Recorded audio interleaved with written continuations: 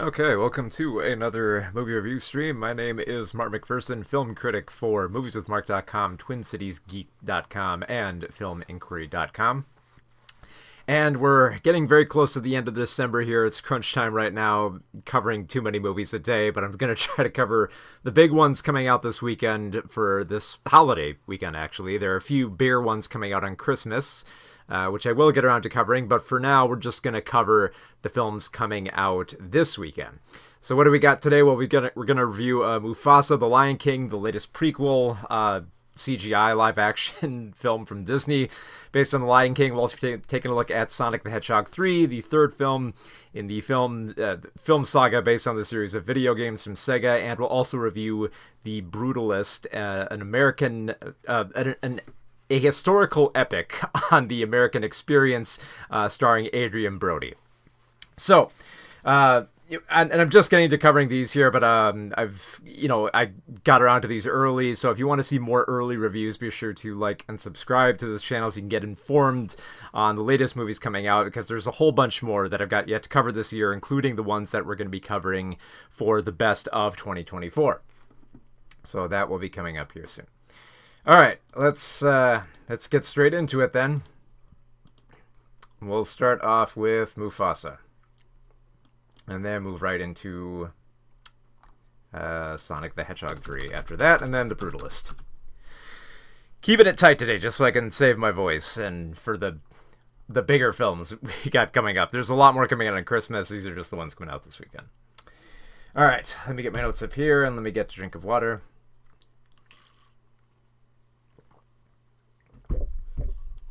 And we will get to covering the latest films here. All right. So here we go with Mufasa, The Lion King. In 3, 2, 1. So Mufasa, The Lion King, is the prequel to the CGI Lion King that we got back in 2019. And the weird thing about this type of film is, I think on paper it's a good idea. I like the idea of trying to give more of a story to Mufasa, which hasn't been explored much, even in like the other like Lion King sequels that we got direct to video. So this film actually feels like it's trying to do something new with the old Disney properties instead of just retreading the same old stuff. And it has a lot of good stuff on paper that I like. I like the idea of this type of origin story. I like the director involved, Barry Jenkins, who, whose credits have been amazing films like Moonlight and If Beale Street Could Talk. Just amazing work there.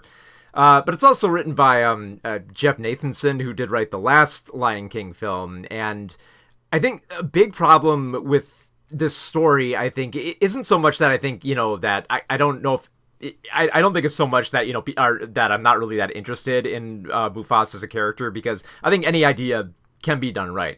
I think the problem is that I think the film might be just a little bit too fast and too serious with this type of material to ever let it properly gel, because these are good ideas, but they never materialize into a much better film. So at the heart of the story, you have a young Mufasa who's voiced by Aaron Pierre in his adult form, and he basically more or less has the same story as Simba, except his journey is a little bit more interesting because he's separated from both his parents, from his entire tribe, and then gets inducted into a new tribe of lions and tries to prove his worth from the bottom up. And of course, he's immediately rejected by these lions until the youngest cub, called Taka, voiced by Kevin Harrison Jr., convinces his dad, come on, Dad, let him stay. I've always wanted a brother, and and you really do like Taka. Now, of course, Taka is going to end up being Scar, who would eventually kill Mufasa. But the film does a good job trying to establish him as a character that you see fall from grace. So there is they do build up to a tragedy here, which I think is a little bit more nuanced than just, presenting him as a character that you like so much and then you just have to end up hating him as the villain. They kind of give him a bit more pathos, so he's a bit more interesting, especially when you see how Taka grows more jealous of Mufasa, and Mufasa also realizes this and tries to like stand up for Taka and try to like, not step on his toes and try to help him out. Like at one point, they end up forming a relationship with another lion called Sarabi, voiced by Tiffany Boone. And it's clear that Taka's in love with Sarabi and would really like to, get in a relationship with her. And Mufasa tries to help him out. He's like, "Hey, look, I noticed this about her. I grew up with this, sensation of like smells and being one with nature. Tell her this, and she'll fall in love with you." And that scene that they have together, where Taka like relays what Mufasa tells him, was kind of interesting. I loved how it had a little bit of like a Cyrano de Bergerac type of thing going on. Unfortunately, there aren't a lot of scenes like that in the film, and I think it's because there's just a bit too much going on. Like the entire film is framed from Simba's young cub being relayed the story from Rafiki, and that's a good like device, I think. But then like they have the commentary of Timon and Pumbaa, who are once more voiced by Seth Rogen playing Pumbaa and Billy Eichner playing Timon. And again, this is another thing on paper I think is fine, but I don't think there's enough time to let it gel. Is that Timon and Pumbaa kind of have like running commentary. They break the fourth wall a bit. They make a few witty jabs here and there, and they're not bad. Like, I think they're almost kind of like throwaway jokes for like the adults who are drugged to this thing. And they're not bad, but a little of them goes a long way. And they keep interrupting this film. And I think like, I think it's they kind of frame it as like a good break from the story that might get too serious. But it always felt like, it was taking up too much of the screen time. Because this film runs about like 2 hours. And if I'm being honest, I think it should have gone a little bit longer, if only to just be engaged with the characters more. Because the majority of the dialogue that we have between Mufasa and Taka, and pretty much all the characters, is just arrives so abruptly. Like all the characters kind of like rattle off, these speeches and monologues about being one with nature, or trying to prove themselves, or questioning the hierarchy of the animal kingdom.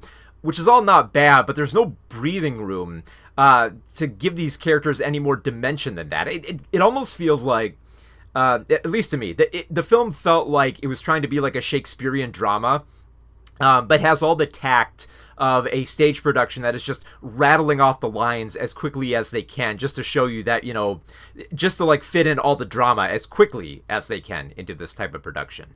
And I think that really hinders the film, because I was actually kind of digging where the story was going, but the way that it just transitions to like the next musical number and the next action sequence, I didn't feel like there was enough build up there for either the political questioning of this animal hierarchy, or the love triangle between Mufasa, Taka, and Sarabi, mostly because Sarabi isn't really introduced until roughly about halfway into the film. And the same goes for Rafiki joining this adventure, as well as Zabu. And they all just kind of arrive abruptly.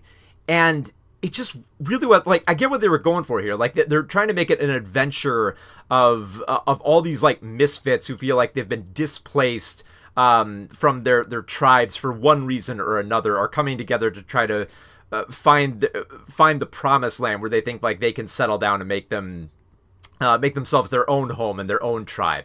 And I like that idea, but again, not a lot of time given for them. There's not even a lot of time given for the villain here of a tribe of white lions called the leader is called Kuros, and he's played by Mads Mikkelsen, and the character is mostly just bound by revenge. Like one of his son is killed by Mufasa, and he just wants revenge on Mufasa, and he'll do whatever he can to get it. And there isn't really much more to him than that, and I think you really do start to see the cracks in how some of the musical numbers form here, because the music, it's good, but it's not great. It's by Lin-Manuel Miranda, and it's definitely not as good as like the original Lion King with those classic songs here.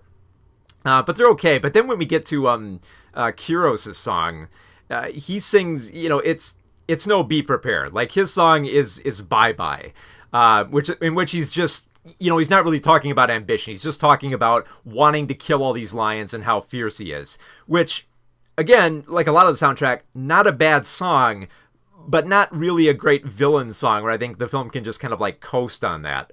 Because then it keeps transitioning to like either the next chase sequence between the lions or another musical number or like a little bit of like a monologue about nature and purpose.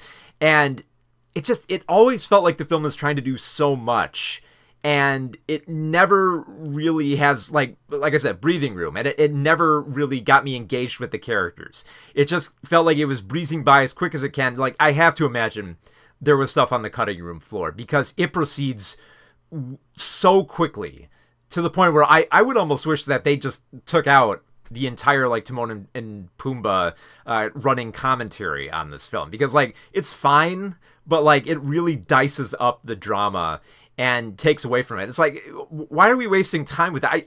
I want to get back to seeing the dynamic between Mufasa and Taka and Sarabi. Like, that's where the real meat of the film is. And the few scenes they have together, I actually liked. I love the way that they played off of each other. But we don't get much of that in the film, and it just kind of arrives inexplicably where, we've got to get up to that point where, of course, Mufasa will defeat Kyros and, and Taka will get that scar that will turn him into Scar, obviously, and it just arrives so abruptly where even though there's definitely a lot of meaningful messages here, and there is a lot trying to be communicated here through Barry Jenkins' direction, I don't feel that it quite hit the way that I'm sure was intended. Like, it's a very ambitious effort, and I appreciate that Jenkins is at least trying to do something new with this material, but I think we really needed just a little bit more time with these characters to really appreciate the dynamic that they had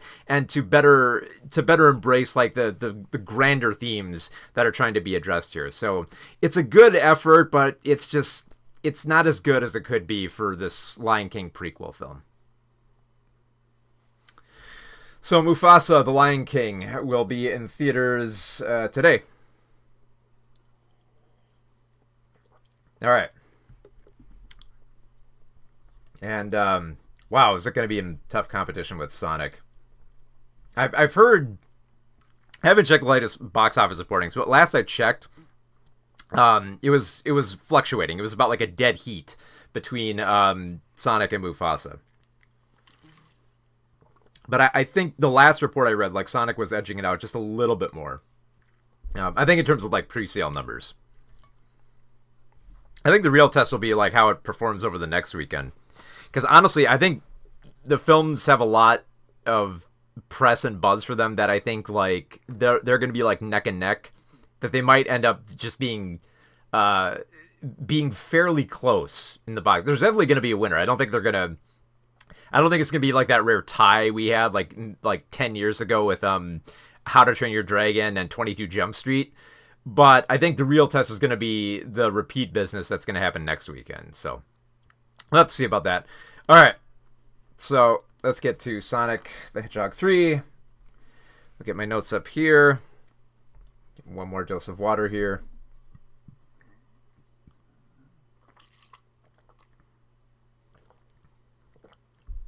All right.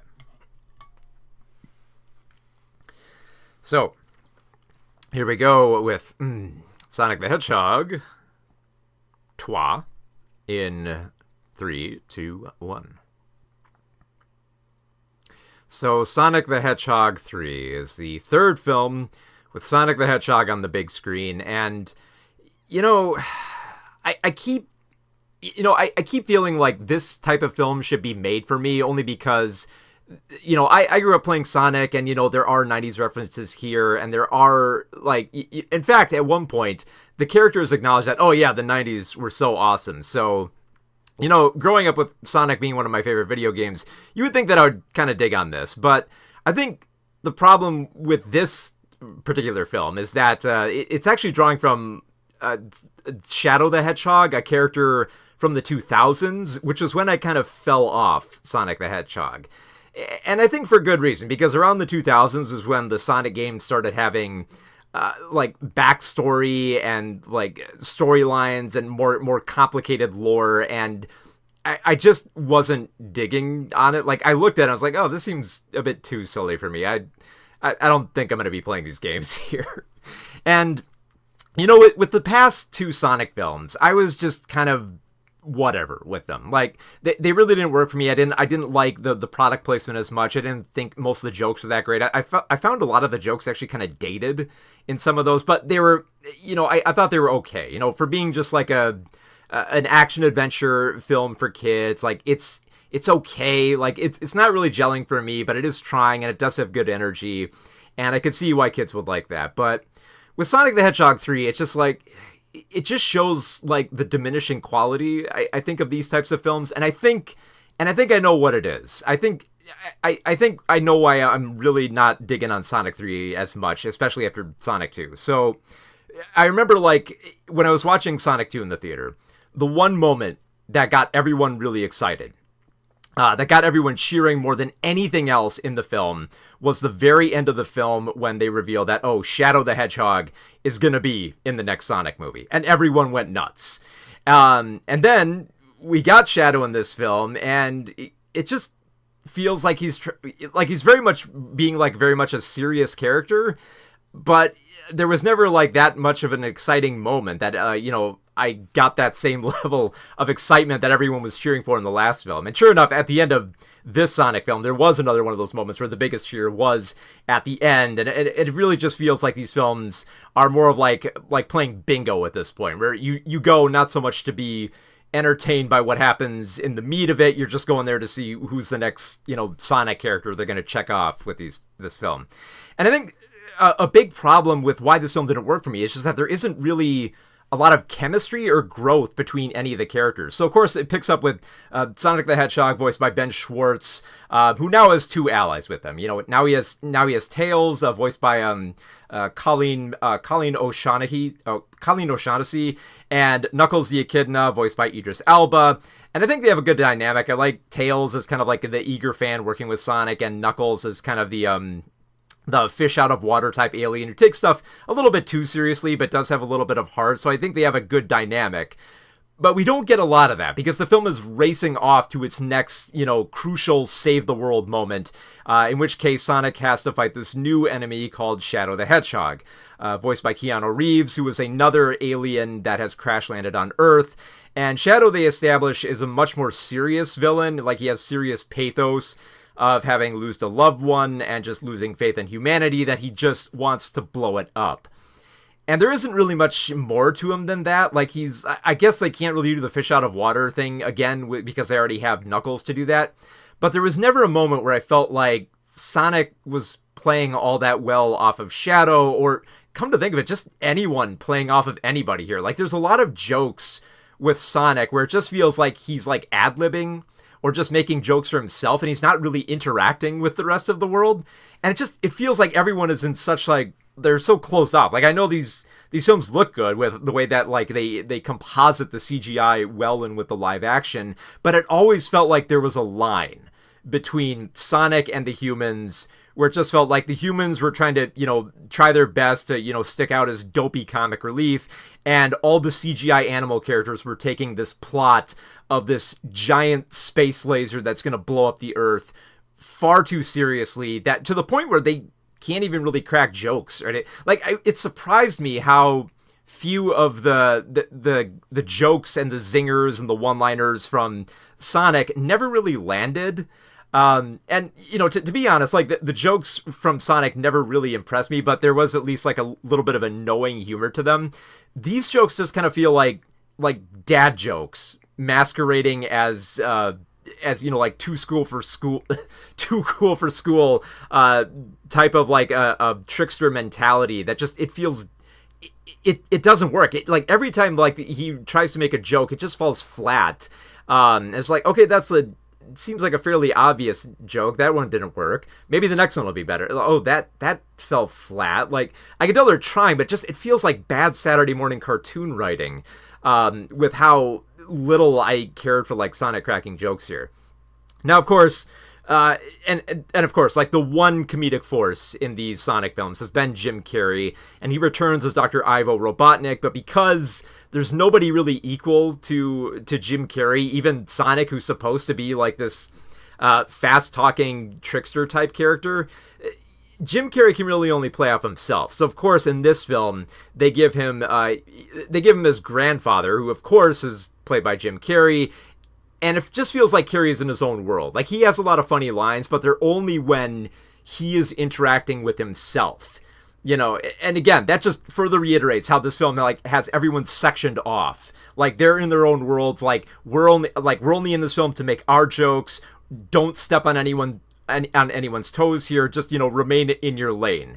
And I guess like that's a safe route to take Jim Carrey because he is fairly funny, but after a while, it becomes clear, like, okay, like, the funny moments are when he's not interacting with, like, the hedgehogs or really any of the human characters, and is just in his own little world. So it was very disappointing to see, especially with all, like, the jokes, like, breaking the fourth wall, which are mildly funny, but, you know, there's only so long you can go with that before you just realize, man, I'm really not interested in this premise of, you know, Shadow's pathos and wanting to blow up the world with this space laser. I really don't care about this. And all of that would be forgiven if the film were at least, you know, was funny. You know, if the jokes landed, I wouldn't really care about that as much. And if there was, like, good character chemistry between the characters where they're not just, you know, going over exposition or just desperate to try to cram in a few more jokes before they get to the next action sequence, I wouldn't mind the film. I'd actually be fine with it. But this actually turns out to be one of the worst Sonic films, I think, just because it takes itself so seriously. Like, there was rarely a moment where I cared that much for Shadow as a character. Like, I know we're supposed to feel pity for him, and we do get his, like, tragic backstory revealed, but we spend so little time on it that I just, like, it feels like it would be comical if it weren't for the fact that it took itself so seriously and was so boring with how it establishes this character. Like, it's trying to be that kind of faux edgy dark, which of course, you know, was kind of responsible for the Shadow the Hedgehog that we got in the 2000s. But here, like, it just doesn't work. Like, you keep waiting for Sonic to crack, like, a better joke on this type of character to provide a little bit of comic relief. But again, he doesn't. Shadow kind of stays in his own lane of being serious all the time. Sonic stays in his own lane of, you know, only cracking jokes at certain times. And usually when he's around Shadow, he's kind of treating it very seriously, to the point where they get to the very end of the film and it flat out turns into a Dragon Ball Z fight.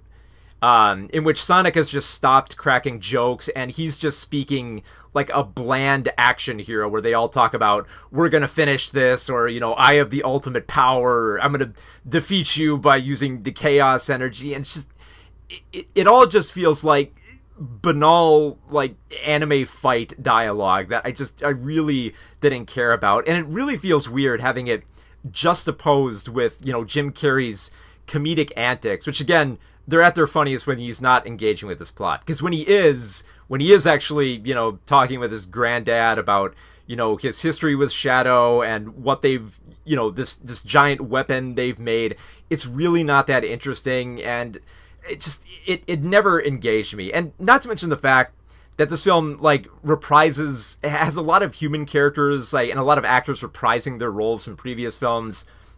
So in case you have, like, James Marsden and Tika Sumpter, of course, reprising the roles as Tom and Maddie, but they don't really have that much to do here. In fact, at several points in the film, they get sidelined for other human actors to come in and take their place, that there's never really a moment to have them really placed anywhere within the story. In fact, they're almost kind of like bookended in this film to a point where when they're finally brought back into the narrative, it felt like they went through an entirely different movie without the Sonic characters, which, just like, even though we didn't hear much about it, it's mostly just them pursuing new hobbies.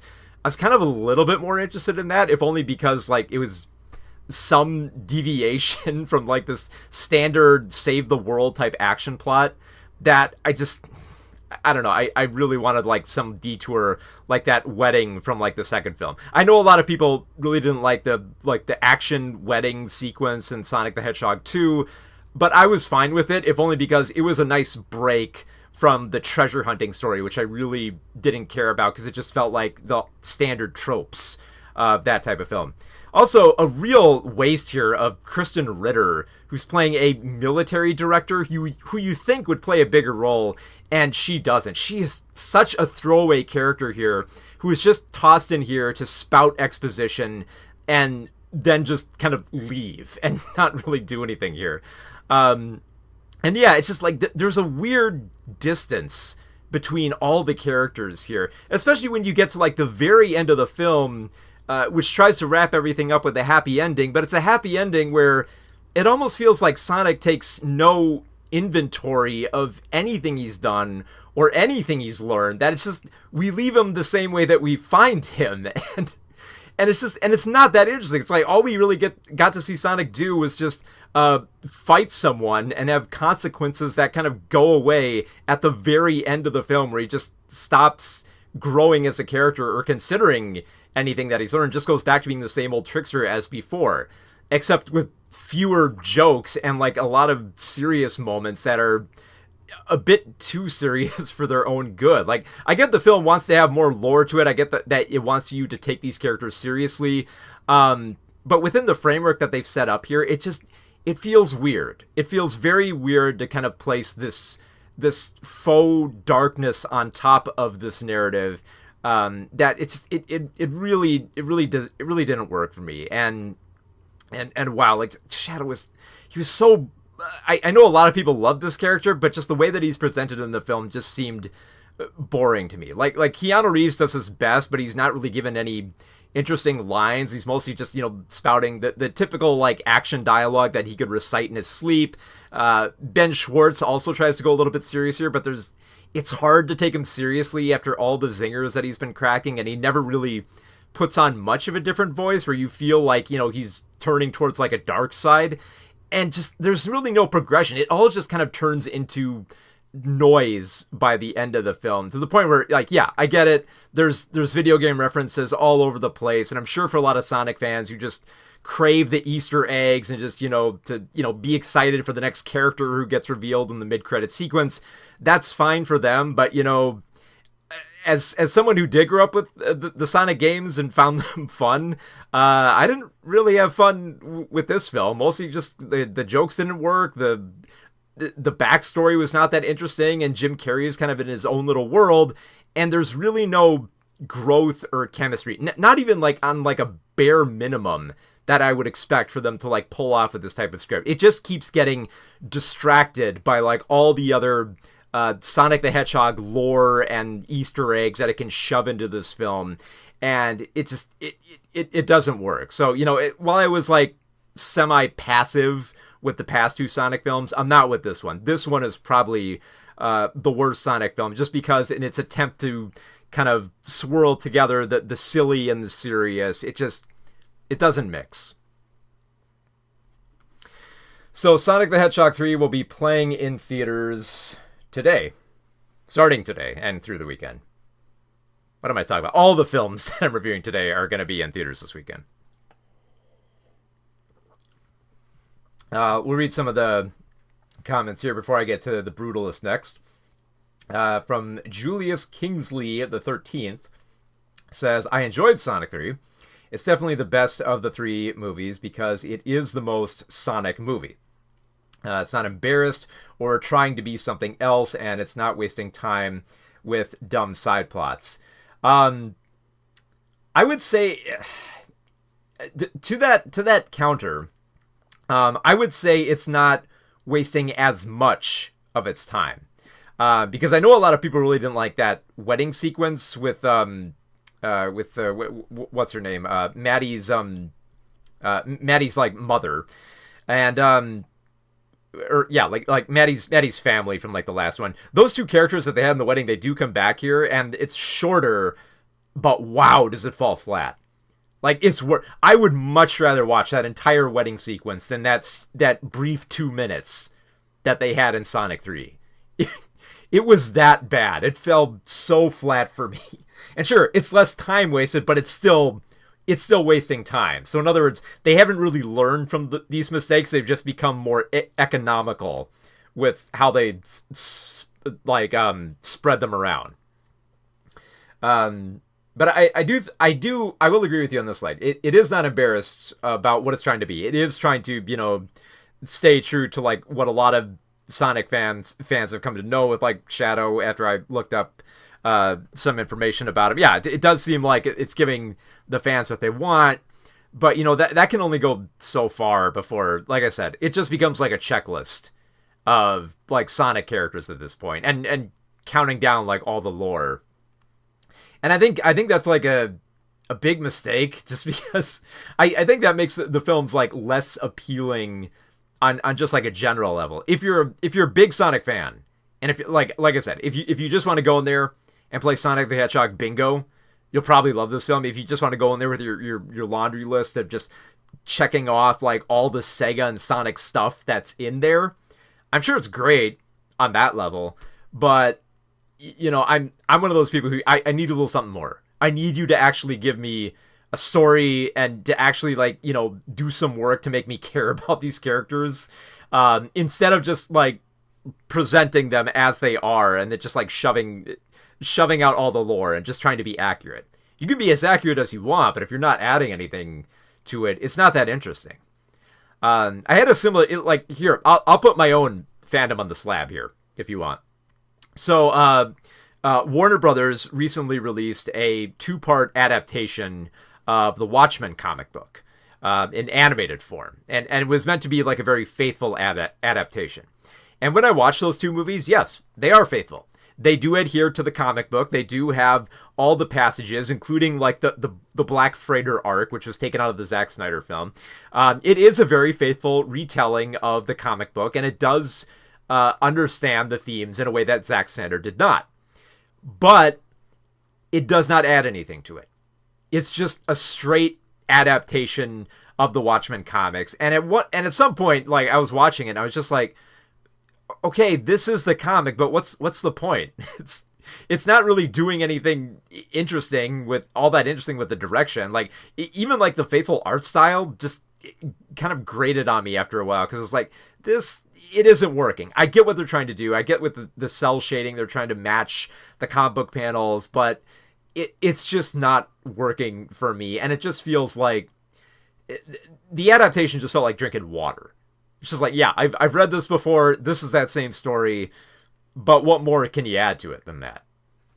And I get the feeling, even if I was like a bigger Sonic fan, like even if I did play all the Sonic games through the 2000s, I get the feeling I'd still have the same reaction I did to this film, because the jokes just fell flat for me, even worse than like the previous films. And I did not care about Shadow. I don't think we spent enough time with him where we got to care enough about him that his entire backstory was almost like reduced to like a goofy montage. Like, and especially the biggest, like, there's a lot of problems with the Sonic movie, but the biggest one I think is just the fact that Sonic is not funny. He's really not that funny in this film, especially since, you look at like the past films, and I felt like Sonic was like aware enough of action adventure movie tropes that he could make fun of them. Like he kind of like ribs them a little here and there, but he does have like a knowing nature. And here it just felt like Sonic was just falling into all the tropes. Like just like he stopped making jokes and just had tunnel vision for this action adventure and forgot to make jokes, So yeah. Did not enjoy Sonic 3.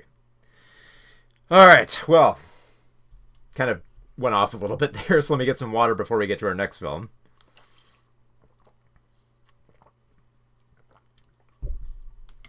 Welcome, Boy for Christ 77 in the chat. We get to our third and final film of the weekend, The Brutalist.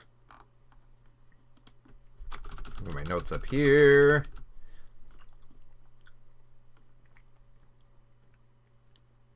Okay. All right, here we go with The Brutalist. In 3, 2, 1. So, The Brutalist is a historical epic that takes place after the events of the Holocaust in America. It's directed by Bradley Corbett, and it's all about Laszlo Toth, who is a Hungarian Jewish immigrant who survives the Holocaust and comes to America as an architect to build his kind of like magnum opus for a project that he's been hired onto.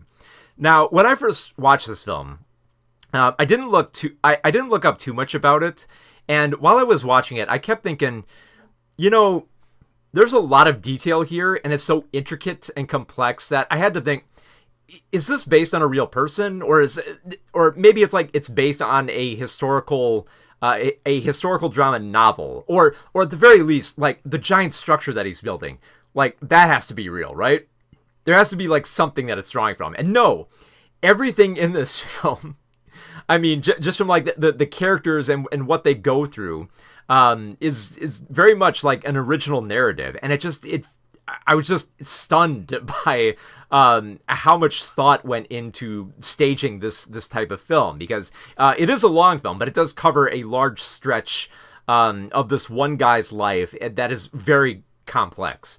So Adrian Brody plays Laszlo as a very conflicted character. Like, there's a lot going on with him. Like, when he arrives in America, like, we follow him when he just arrives, after reading letters about how his wife and niece were left behind in Europe and had to like endure the horrors of the Holocaust, while he tries to like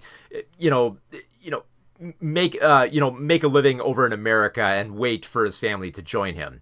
And you feel like there is like that desperation that he does want his family back, but also like he's drawn to vice. Like, they immediately show him like gravitating towards prostitutes, and you do see him like getting drunk, but he's also very much involved with his work as an architect. So when his cousin like gives him a job working at a furniture store, and his cousin Attila, played by Alessandro Nivola, it feels like a good fit for him. Like, he's just like okay, I get a place to live, and my cousin's gonna help me out. But when he starts working at this furniture store, he starts realizing just how little control he has over this system, because they established later as the film goes on that Laszlo was very much capable of great architectural design that kind of survived the Holocaust. And here, it feels like a struggle to just do basic work here, because at one point he's hired on for a great project to kind of like renovate this library in a mansion, and he puts his own kind of like modern spin on it, where he feels like, like, look, if you turn the bookshelves just right here with like the windows, like the light will reflect just perfectly where it's not going to feel like it's dominating the room. It's going to work with the environment. So Laszlo does have an eye for how to light a room and how to build stuff. But all it takes is like one thing to go wrong. Like, like the owner doesn't like a design, or he doesn't like black people working for him, or they don't like Jewish people.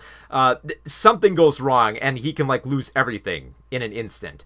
And at one point he does. Like, he's pretty much like kicked out of the furniture store, and has to like struggle for work as in construction.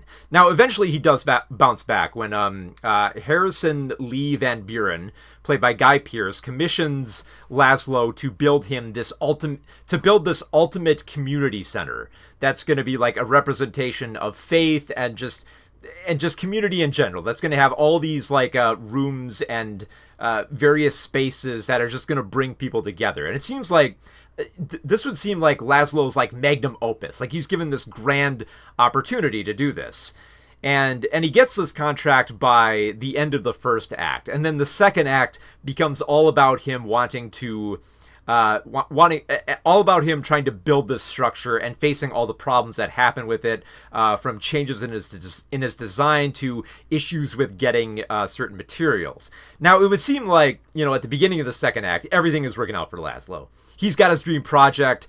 He gets to, make his great designs come to life, and he's finally going to get some recognition with these wealthy people, and even his wife and his niece eventually join him, and his niece is Zofia, played by Raffi Cassidy, and his wife is Ezrbit, played by Felicity Jones. And you think, okay, he's been reunited with his family, he's got this great contract, everything's going right for him.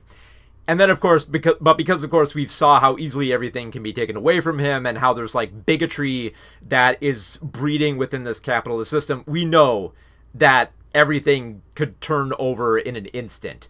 And Laszlo realizes that, and this anxiety gets to him throughout the film, where he's constantly at odds with everything, and just grows more and more bitter about how he feels he can't be himself, and he can't express himself, and that nobody will take him seriously, and that nobody respects Jews in America, and that he's just losing control of his life, especially with like his addiction to heroin, which bleeds over into like the struggling health problems of his wife, which is just like such a depressing descent to see. But also like it arrives at a very sobering moment where, you know, Laszlo just confesses to her, like, you know, this is how hard it is just to, you know, achieve this American dream that a lot of people feel like they've been promised him. And the film fluctuates between like these grand moments of beauty and grotesqueness with you know, all the triumphs that Laszlo has, but then also everything that like shoots him back down again. The perfect illustration of this is there's one scene where Laszlo takes off with Harrison to go visit this quarry that has this special stone that he feels is going to be perfect for building this structure. And when they visit the quarry, it's just gorgeous and beautiful, and there's this eerie silence of just taking in like this beautiful white material that just seems like so pure and of the environment, that Laszlo just kind of like takes it in, and it's so beautiful. And then after that scene, we get a moment where Harrison and Laszlo are hanging out in a bar and they're getting drunk, and Harrison just takes advantage of Laszlo in the worst humanly way possible. Just we go from like this great moment of environmental beauty to just the most hideous aspects of humanity, and how rich people can do whatever they want to poor people without facing any consequences whatsoever.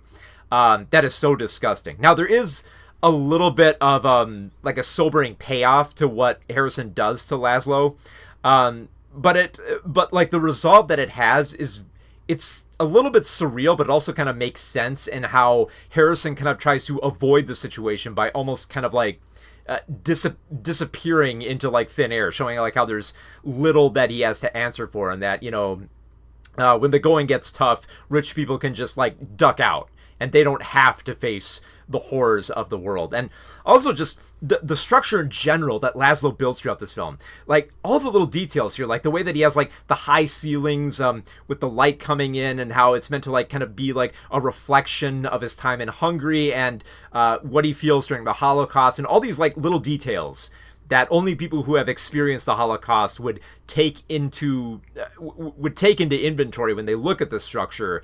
But rich people who didn't do not, is kind of interesting, and how like Laszlo kind of makes this building as a tribute, almost to his people, and to his ambition, which is kind of like questioned and derailed at several points of the film, like almost like literally derailed. Like at one point, like a train of materials derails, and it just throws off all his plans and just makes him more and more bitter as the film goes along. Now, Brady Corbett directs this film beautifully. Not to mention the soundtrack, I think, is perfectly suited, because there are tracks here where like it feels like it's starting with kind of like this kind of like slow building momentum, as though, you know, like, you know, something great is going to be over the horizon, and then just kind of goes off key when you start seeing like, you know, like the dangers happen, or an accident occurs, or someone is sexually assaulted, or people start taking heroin. Like there's, you know, it always feels like one step up and two steps back for Laszlo at every turn. And Brody's dread and anxiety is just always there, always on his face, and just, you know, dominates every scene, that you can understand why he gets lost in booze and drugs and prostitutes to try to just, you know, push off all the horrors of the world, because you feel that same pain with him.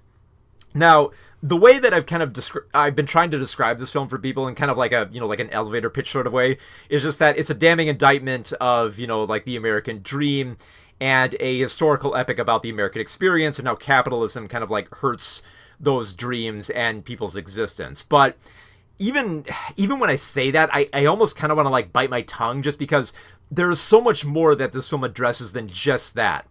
And I think it helps that there's a lot of breathing room in this film to explore all those angles of wealth inequality and racism and anti-Semitism and drug addiction and the immigrant experience and the passion for architecture and pouring yourself into your work and just the frustrations that come with building. All these aspects just mix together so beautifully in this film that even when like the film is it's at about 3.5 hours with an intermission, it just breezed by, just because the story is so engaging and it never goes where you expect it to, and it keeps surprising at every turn with, you know, Laszlo's obsession with trying to like build the structure as a monument to his success, which ultimately he does finish, but in a kind of bittersweet, you know, like it takes a very long time for him to actually finish this project, that it's like it's very bittersweet. Like, it's like, because, you know, someone could look at this film and say like, hey, well, you know, Laszlo struggled, you know, he had all these pains, but hey, you know, if you pay that price, you can get this American dream. And no, the film tells you that, yeah, you could get it, but you do have to suffer a whole lot and wait much longer than, you know, someone who has all the money in the world and all the say in the world would be able to.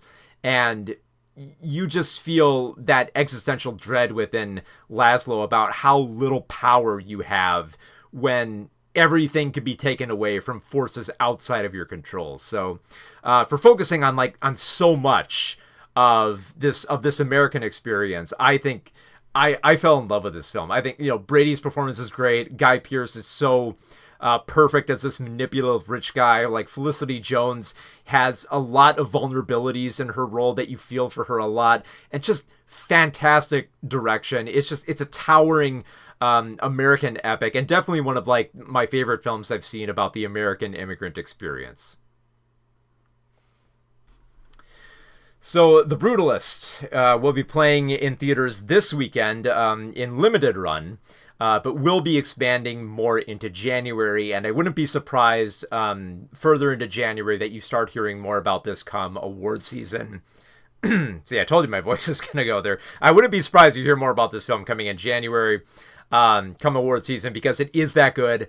I love the hell out of this film. You do need to see it. If you can't see it this weekend, keep an eye out for it in January. You are definitely not going to want to miss it. All right. So, let's do a quick recap of the films I reviewed on today's stream. I reviewed Mufasa, The Lion King, the prequel to 2019's The Lion King, directed by the director of Moonlight, and it's not a bad story on paper, but it really didn't have an interesting villain or great music as great as like the classic Lion King score, and it moves a bit too quickly that there's not really a lot of breathing room given for the characters, that I just couldn't get as engaged with the story as much as I wanted to. I really, really did want to love this film because I love the idea of the story on paper. Didn't quite work for me. I reviewed Sonic the Hedgehog 3, the third film in the Sonic the Hedgehog series, and probably the worst one just because it wasn't as funny for trying to be more serious by bringing Shadow the Hedgehog into the mix, and it just really didn't work, especially since the characters don't play off each other, especially with Jim Carrey playing off himself in this film, where he is funny, but only when he's not interacting with the narrative.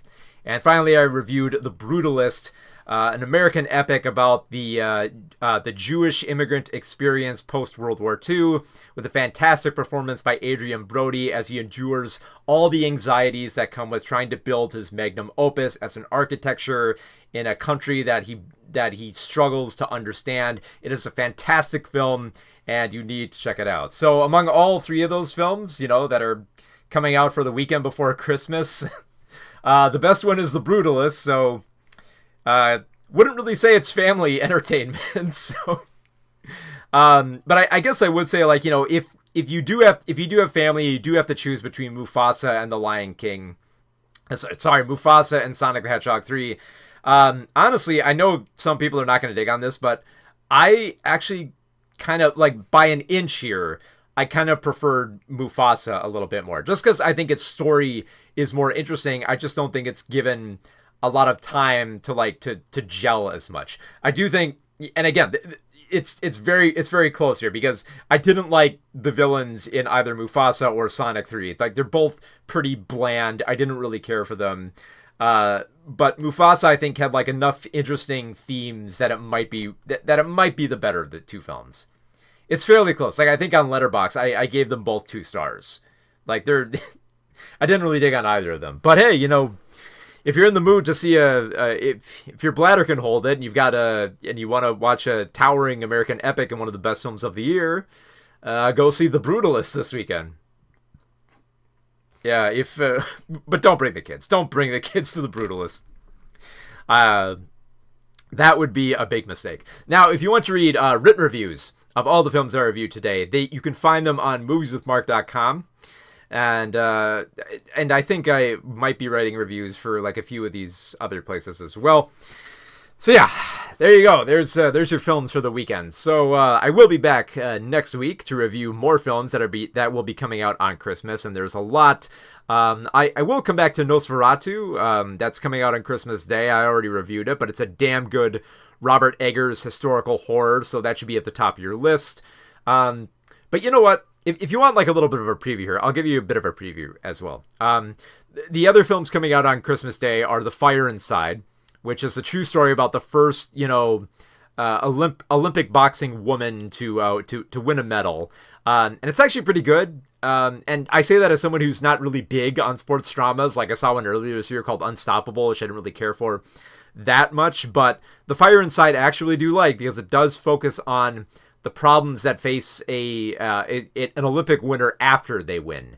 And it has some fairly good performances as well. So that's a good one to check out. Another fairly good one is A Complete Unknown, the Bob Dylan story starring Timothy Chalamet. It's directed by James Mangold, who also did Walk the Line. And if you liked Walk the Line, I think you might like A Complete Unknown. I think it kind of like skates by on the surface of a lot of like the politics that informed Bob Dylan's music of the 1960s, but the bulk of the film is mostly focused on Dylan's desire to establish his own voice and not just play the same song over and over and over and try to like reinvent himself in an era that demanded radical change. So on that level, it's not a bad film. It's pretty good. It doesn't address as many of the politics as I would hope for being of that era, but it's still pretty good, especially for some good performances, especially by Boyd Holbrook playing Johnny Cash. It's actually pretty good. So yeah, like if usually I say like there's a few films that come out on Christmas that are really not that good, but honestly this year is actually a pretty good year for films on Christmas. You got Nosferatu, you got a sports drama, The Fire Inside, and you got a musical biopic, A Complete Unknown, and they're all pretty good. Like obviously I prefer Nosferatu the most, but yeah, if you end up going to see any of those other films, they're actually pretty good as well. So while I can't really recommend any like the big blockbusters this weekend, I can safely recommend a lot of the ones coming out on Christmas. So take from that what you will. So yeah, if you'd like to stay more informed on the latest movies, including the best films of 2024, which I am amassing my list, it's getting close. I'm down to like 12 films that I've got to finish out from the year, which is down from like 30 that I had last week. So I'm getting close to the wire here, and I will be making a best of list. So if you want to find out what the best films of the year are to watch, especially come award season, be sure to like and subscribe to this channel. So yeah, I'll be back next week to review The Fire Inside, A Complete Unknown, and maybe address Nosferatu as well. And also try to talk about a few more films that will be expanding into January, including A Better Man, which is the story about Robbie Williams, told from the perspective of him being a monkey. It sounds weird, but trust me, it's actually pretty damn good. I'll explain why later. And also talk about a few more films to consider come award season, including Sing Sing, as well as a few others that will be expanding, like Nickel Boys. I really, really love Nickel Boys, so be sure not to forget about that film. So, also be sure to check out my Patreon, where I am still writing my book on Saturday morning cartoons. You can read the latest chapters that I wrote through there, as well as get a physical copy of the book, which I will send out to all of my patrons once it's finished. And it has been pushed back a bit, but I'm not that far out from finishing. I'm maybe like 20 to 30 pages away from like finishing the book. It's that close. And that's out of like 400 pages that I've already written. So, yeah. So if you want to stay more informed on the latest films, yeah, stay tuned. And, yeah, I'll check back with y'all next week. So until next time, have a good holidays, everybody.